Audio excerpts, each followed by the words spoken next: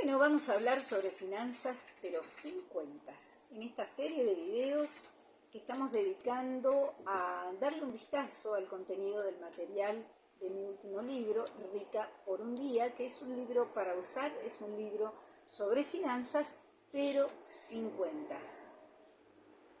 Hoy quiero comentarles brevemente el concepto de reserva y ahorro. ¿Sí? Es una paradoja específica de este libro, ahorrar versus reservar.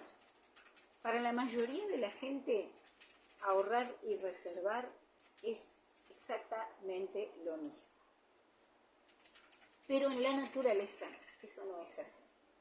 Y no necesitamos sacar ninguna cuenta para darnos cuenta de que el ahorro es algo absolutamente diferente a la reserva. Esto lo vemos en la primera ley del funcionamiento de la biología. Fíjense qué interesante. ¿Quién se va a imaginar que el ahorro es un concepto, antes de ser un concepto matemático, es un concepto biológico? Bueno, en realidad el ahorro es la utilización de los mínimos insumos siempre y cuando se sostenga el resultado mínimo suficiente y necesario para ejercer la función de aquello que está generando esa función. Se puede aplicar a la energía, a las finanzas, a cualquier cosa, porque es ahorro. Es decir, si yo disminuyo el insumo de recursos al mínimo sin hipotecar el resultado, entonces estoy haciendo un ahorro. Así funciona la biología y así funcionan las finanzas. No hay que hacer ninguna cuenta cuando uno quiere incursionar en esta práctica de ahorrar. Para las finanzas es muy importante aprender a definir prioridades si queremos ahorrar. A todo esto, ¿qué son las reservas? Bueno, las reservas son la consecuencia de este ahorro, que pueden generarse o no, porque las reservas dependen de una cualidad administrativa.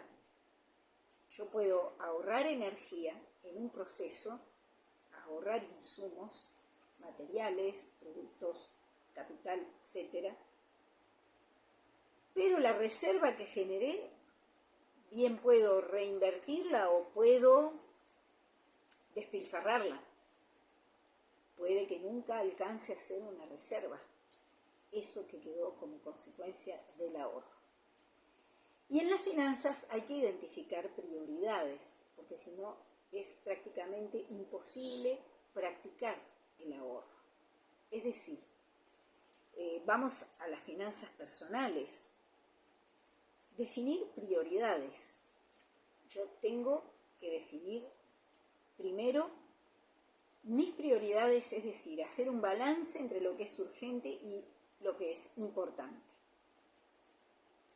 Es urgente irse de vacaciones, pero es importante una buena nutrición. Bueno, en estos términos yo puedo ir de vacaciones, pero sin restar recurso a mi nutrición.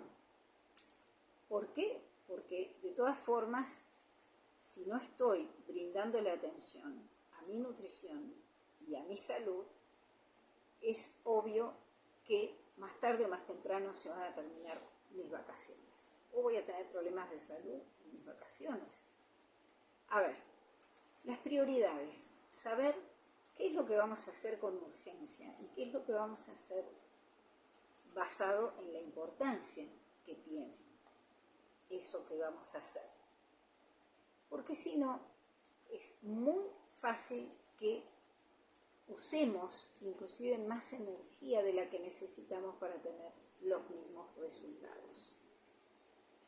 Es muy interesante analizar desde este espacio, del espacio de los principios de la biología, el concepto de ahorro, porque esto mismo se puede aplicar a las finanzas.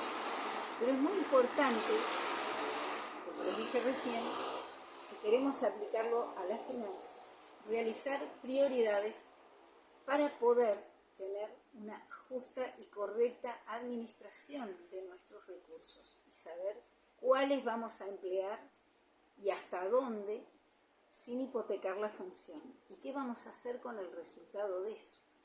¿Por qué? Es muy común que se cobre un aguinaldo y vayamos corriendo a comprar el regalito de Navidad, de fin de año y de Reyes. Y después nos quedemos sin plata para el inicio del año. Entonces, a ver, si nosotros tenemos una reserva, producto de todo nuestro trabajo durante el año, etcétera, etcétera, y tenemos una reserva y le damos un tratamiento administrativo inadecuado, incorrecto, el ahorro no va a servir para nada. Entonces, ahorrar y reservar son dos cosas diferentes. Es muy importante tenerlo presente a la hora de pensar en desarrollar nuestras finanzas. ¿En qué estoy ahorrando? ¿En qué estoy priorizando mis insumos? ¿Y cómo estoy administrando los resultados de esa maniobra que yo estoy realizando cuando estoy empleando mis recursos y cuando estoy esperando ciertos resultados? Adquirí el material Rica por un Día porque ahí vas a encontrar muchísimo más desarrollado estos conceptos, estas ideas. Rica por un Día es un libro para usar, es un libro para aplicar, es un libro para practicarlo, para ponerlo en práctica, porque es un libro que te ayuda a generar, a crear realidad, que inclusive generar y crear es una de las paradojas que aparece en este material. No es lo mismo ir generando cosas desde un estereotipo que ir creando realidad desde el discernimiento y desde el criterio, el orden y el sentido común.